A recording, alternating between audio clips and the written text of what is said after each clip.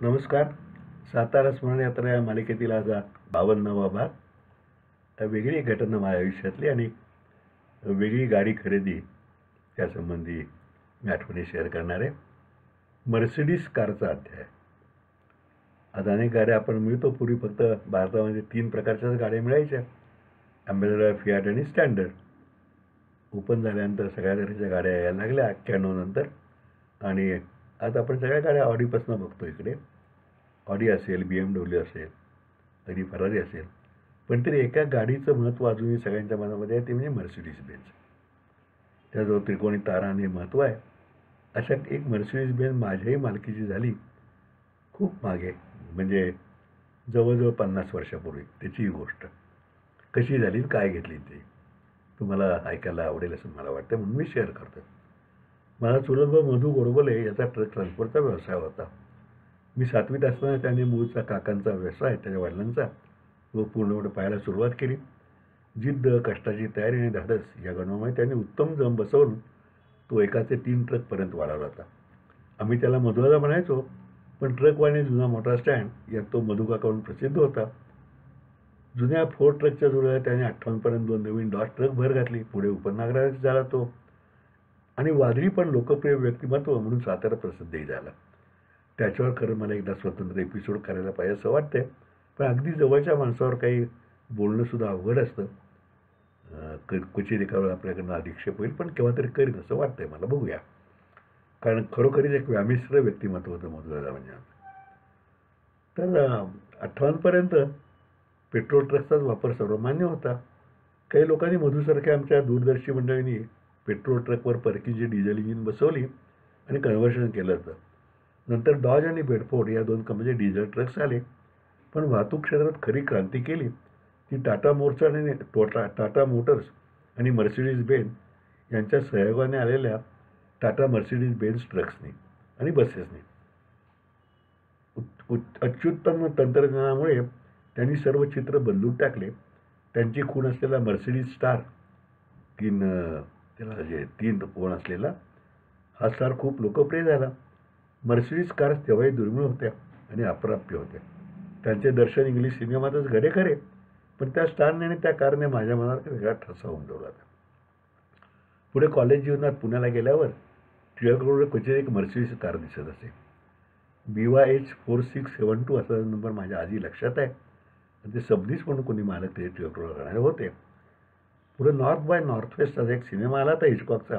त्यात मर्सिडीज कारचा छोट्या विमानात हवेतून केलेल्या पाठलागाचे अप्रतिम चित्रण होते. त्यात अनेक वेळा पूर्ण कार न दाखवता फक्त हा जो स्टार दिसतो कारचा, तो फोकस केला तर सुरेख चित्रण केलं तर. तेव्हापासून आयुष्यात एकदा तरी आपण स्वतःची मर्सिडीज घ्यायची असे स्वप्न मी रंगवले ते. कॉलेजात शिकताना आपण अनेक स्वप्ने बघतो.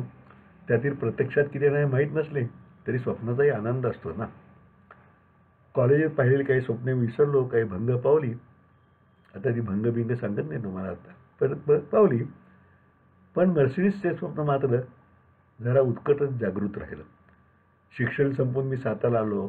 वडिलांची इन्कम टॅक्स प्रॅक्टिस आधी काही वडिलांच्या हाताखाली आणि मग स्वतंत्र सुरू केली. मी आल्यानंतर 65ला वडिलांनी मला जावा मोटरसायकल घेऊन दिली. ती 2 वर्षानंतर मग भाऊकांनी नवीन फियाट घेतल्यावर त्यांची ॲम्बॅसेडर माझ्याकडे आली. ती वापरताना ॲम्बॅसेडरसुद्धा मनात मर्सिडीज होती, पण हे जमावे कसे हे काही कोणी सोडत नव्हते. तेव्हा नवीन मर्सिडीज 5-6 लाख रुपयाला मिळायची, तर सेकंड हँड ही 1.5-2 लाखापर्यंत जात असे. ते आकडे माझ्या आर्थिक आवाक्याबाहेर होते. पण हळूहळू प्रॅक्टिस करता करता 60-70 हजारपर्यंत आपण खर्च करू शकू असा प्रॅक्टिसमध्ये जम बसला. तेव्हा गोवा भारतात विलीन 4-5 वर्षच झाली. तिथे खूप परदेशी गाड्या आहेत, त्यात मर्सिडीजही आहेत आणि सेकंड हँड मिळू शकतात अशी खबर मिळाली. आणि मग मर्सिडीजच्या स्वप्नाने तीव्र उचल काढली. आणि मग काय आपण त्या तरुणपणात अनेक गोष्टी करतो लहर आली की. आणि वडिलांची परवानगी काढली आणि मी आणि शरद तळेकर माझा मित्र आणि डॉक्टर भालचंद्र लेमे या दोघांना घेतलं बरोबर आणि ॲम्बॅसेडर म्हणून गोव्याला गेलो. पहाटे गोवा गाठले. कुठे चौकशी करायची, कोणाला भेटायची काही नियोजन न करता धडक मारण्याचे ते वेडवय होतं. शरद तळेकरचा मोठा भाऊ तिथं फोंड्याला राहायचा.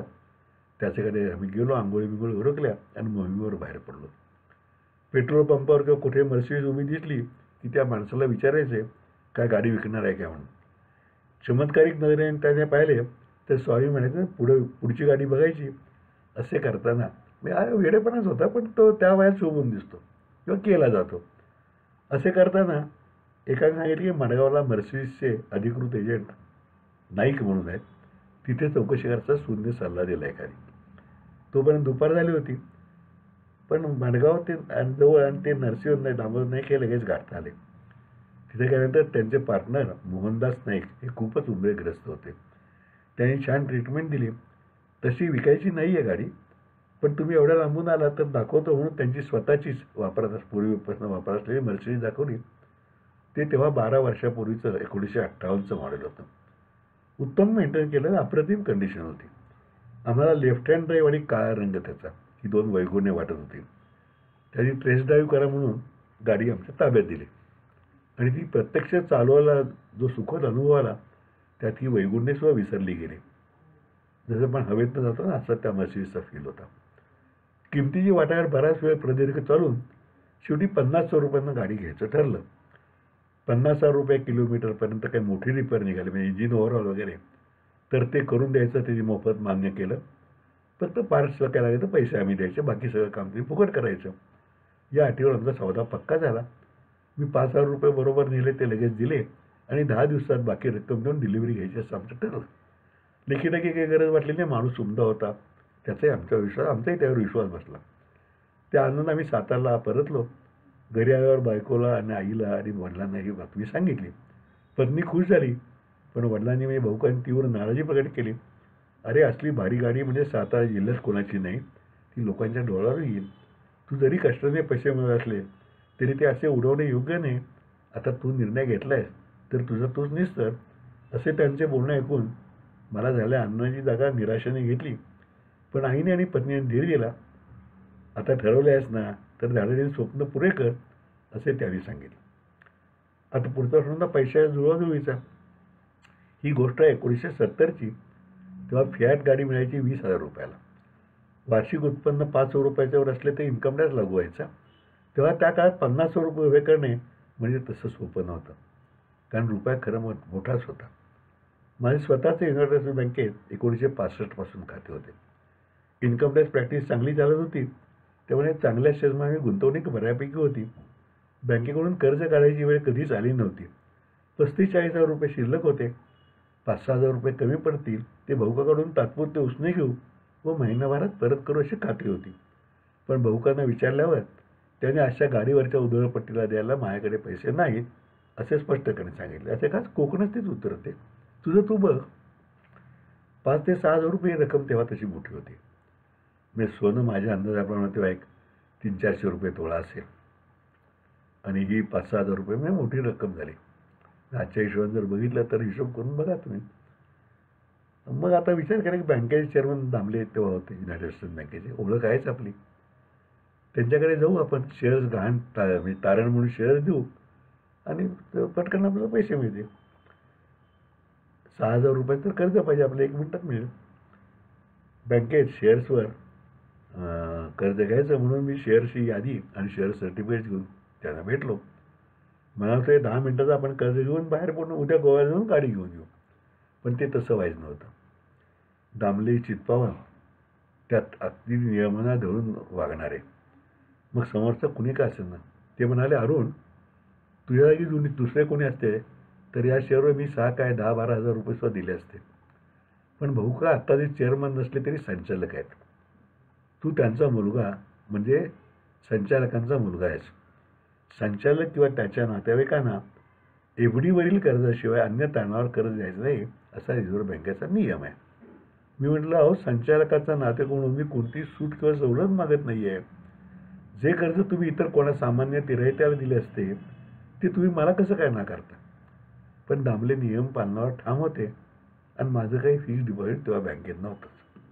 आता काय करावे अशा गंभीर विचार असताना मला 15-20 हजार रुपये बढिये पेट्रोल माझे मोहनराव बढिये माझे स्नेही, ज्येष्ठ माझ्यावर पण स्नेही, त्यांनी ओळख करून दिले. बँक ऑफ बडोदाच्या सातारा शाखेचे मॅनेजर पाठक म्हणून ते होते, ते आठवले. जे मिशावाले वगैरे नसतं आणि बढियांचे ते खास दोस्त. ते एकदा ओळख करून दिली ती बढियांची की हे पाठक आहे म्हणून. मग पाटकांना फोन केला आणि विचारलं की मी शेअर सर्टिफिकेट घेऊन येऊ का असं विचारलं. त्यांना हसू आलं ना. म्हणले तुम्ही कशाला येत आहे, मी माणूस त्याच्याबरोबर 6,000 रुपयाचा चेक पाठवतो, लोन ॲग्रीमेंटचे फॉर्म पाठवतो, तुम्ही तो फॉर्म सही करून द्या, चेक घ्या, शेअर सर्टिफिकेट तुमच्याकडेच राहू दे. कोरे त्या शेअरला ट्रान्सफरला फॉर्म मागायचे, तर त्या फॉर्म मागवून मग त्यावर सह्या करून ते म्हणजे फिजिकल फॉर्ममध्ये शेअर्स असायचे. ते म्हणले मी शेअर ट्रान्सफर मागवतो, इतके माझ्याकडे नाही आहेत. ते आल्यावर त्यांच्यावर सह्या करून ते आणि शेअर सर्टिफिकेट बरोबर द्या, तुर्तास फक्त त्या शेअरची यादी तुमची सही करून माझ्याकडे द्या. अर्ध्या तासात त्यांचा माणूस आला, सह्या घेऊन चेक देऊन गेला.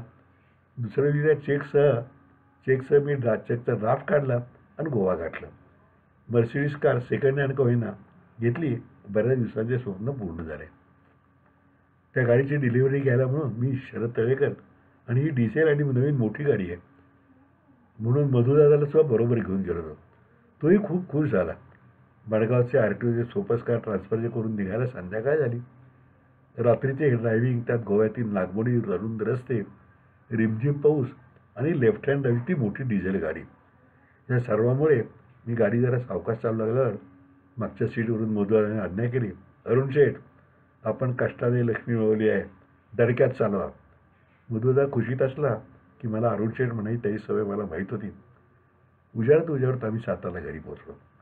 आई व पत्नीने गाडीची पूजा केली. भाऊकांनी गाडी पाहून खुश झाले. सातारा जिल्ह्यात तेव्हा परिस्थितीच मर्सिडीज मी आणली. कोणाची मर्सिडीज नव्हती, पण भाऊकांनी बाकी काही दाखवलं नाही आणि पैशाचा विषय मी त्यांच्याकडे काढला नाही. पुढच्या 20-25 दिवसात, महिन्याभरातच माझ्याकडनं फीचे पैसे येत होते माझ्याकडे, ते जमा केले आणि बँकेकडे शेअर सर्टिफिकेट द्यायची वेळ आली नाही, कारण ते पैसे भरून टाकले. बँकेच्या खर्चात मोकळा झाला. त्या गाडीचा जुना GDL 1641 हा गोव्यात नंबर बदलून महाराष्ट्राचा MHI 3876 हा नंबर घेतला. रुंद इम्पोर्टेड गाडी, लेफ्ट हँड ड्राईव्ह, यामुळे 2-4 दिवस गाडी चालवताना बिस्कार झाले, पण मग हातात बसली. तेव्हा संपूर्ण सातारा जिल्ह्यात ती एकमेव मर्सिडीज होती.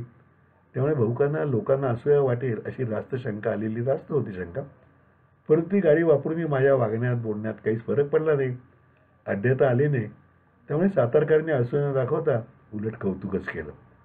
त्यातून 3 वर्ष मी अनेक मैल प्रवास केला, पण मोहनदास नायकांनी गॅरंटी दिल्याप्रमाणे काहीही दुरुस्ती लागली नाही.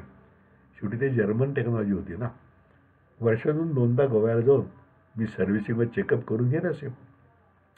मोहनदासाची आम्हाला स्नेह जुळल्यामुळे ते बरेचदा पैसेही नको म्हणत, पण मी बळे थोडे का होईना, मी थोडेच द्यायचो. मी कोकणच ना, थोडे द्यायचो, पण देत असे. 55,000 किलोमीटर रनिंग गाडी झालं आणि इंजिन ओव्हरऑलचं काम निघालं. इम्पोर्टेड पार्ट्स मिळायची पंचायत, मेकॅनिक दुर्मिळ, अशा अनेक अडचणींनंतर तेव्हा ताबणे ऑटोमोबाईल्सचे अवी ताबणे आणि पंडित ऑटोचे देशपांडे यांच्या सगळ्यांनी ते काम पार पडले. मात्र खर्च झाला 25,000 रुपये. फॅटची किंमत होती नवीन 24,000 रुपये. तेव्हा नवीन फॅट कमी किमतीत त्याच्यावरून येत होती.